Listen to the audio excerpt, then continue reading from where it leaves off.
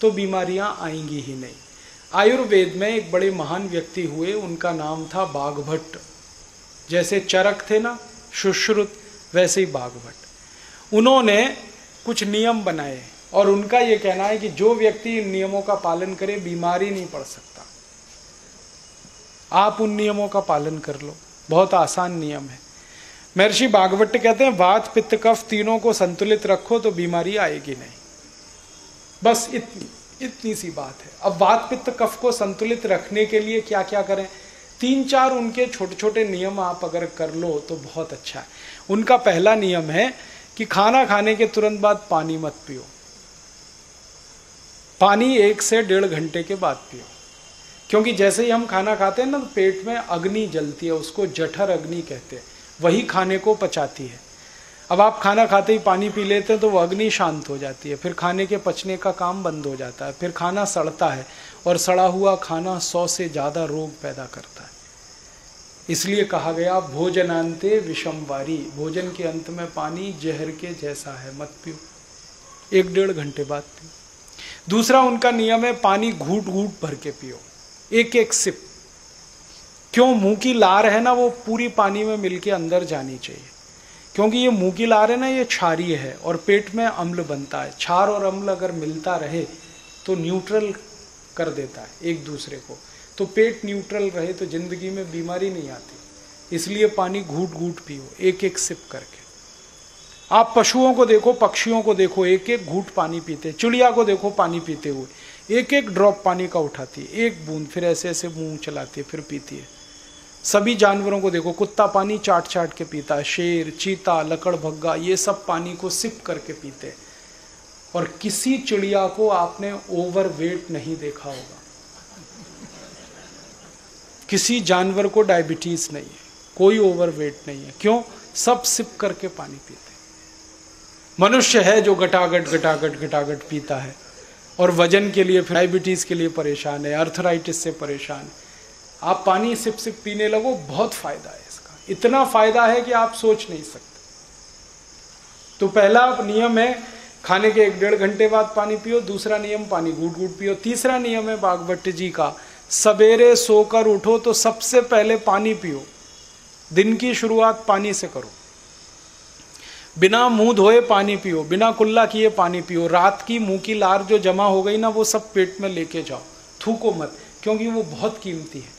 सुबह सुबह क्या होता है, पेट खाली होता है तो उस समय एसिड सबसे ज्यादा पेट में बनता है, तो मुंह की लार पेट में जाए तो उसको शांत करती है। इसलिए उठते ही पानी पियो, कम से कम 2-3 गिलास। फिर उसके बाद टॉयलेट में जाओ। चौथा नियम है ठंडा पानी कभी मत पियो, गलती से भी मत पीना। कितनी भी प्यास लगे, तेज गला सूखता हो, ठंडा नहीं पीना, सादा पानी पीना या गुनगुना पीना। क्यों? ठंडा पानी पीते ही सारी गड़बड़ होती है। पेट तो गर्म है, पानी तो ठंडा है। गर्म पेट में ठंडा पानी डालेंगे तो पेट पानी को गर्म करेगा, नहीं तो आप मर जाएंगे। पानी अगर पेट में ठंडा बना रहे 3 मिनट तक तो लीवर, किडनी सारे फंक्शन बंद कर देते हैं, क्योंकि लीवर और किडनी को फंक्शन करने के लिए गर्मी चाहिए, ठंडापन नहीं चाहिए। हार्ट फंक्शन बंद कर देता है।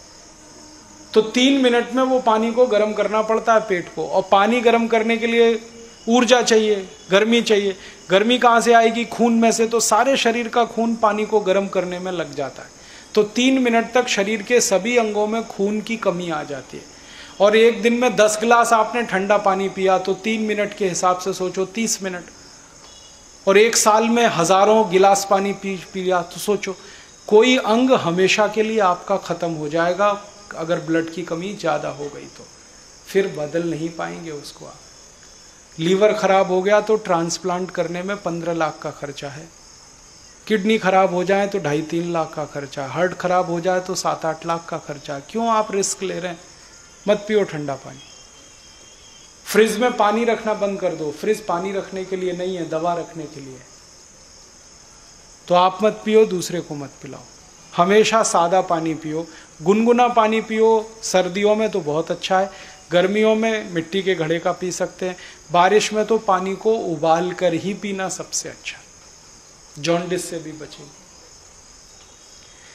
तो ये छोटे छोटे नियम है। खाने के 1 घंटे बाद पानी पीना, पानी घूट घूट पीना, सवेरे उठते ही पहले पानी पीना, ठंडा पानी कभी नहीं पीना, पानी को हमेशा बैठ के पीना, खड़े खड़े नहीं। खड़े खड़े पिया हुआ पानी सब अर्थराइटिस का तकलीफ बढ़ाता है, घुटने का दर्द, कमर का दर्द। हमेशा बैठ के पीना। ऐसे ही खाना खाओ तो खाने को इतना चबाओ जितने आपके दांत, 32 दांत हैं तो 32 बार चबाओ। रोटी का टुकड़ा मुंह में रख के 32 बार चबाओ, लार के साथ घुल के पानी जैसा होके अंदर जाएगा। बहुत अच्छी जिंदगी में सेहत रहेगी आपकी। खूब चबा के खाना खाओ। और 1-2 छोटी छोटी बातें हैं कि खाना खाते समय 2 चीजें ऐसी साथ में ना हो जो एक दूसरे की विरोधी हैं, जैसे दूध और दही साथ में नहीं हो। प्याज खाना है तो दूध मत खाओ, दही खाना है तो प्याज नहीं होना चाहिए। दही में नमक डाल के मत खाओ, मीठी चीज़ डाल के खाओ, नहीं तो सादा दही खाओ। दही में नमक डालना माने दही का सत्यानाश करना।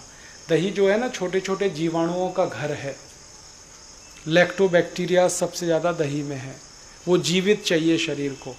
जैसे ही 1 चुटकी नमक डालते हैं सब मर जाते हैं। फिर दही खा रहे हैं तो जीवाणुओं की लाश खा रहे हैं। इसलिए आयुर्वेद कहता है दही में कभी भी नमक नहीं डाल के खाना। बूरा डाल के खा सकते हैं, मिठाई डाल के खा सकते हैं, नमक नहीं। और नमक डालने की कोई मजबूरी हो तो सेंधा नमक डालें, काला नमक, सादा नमक नहीं।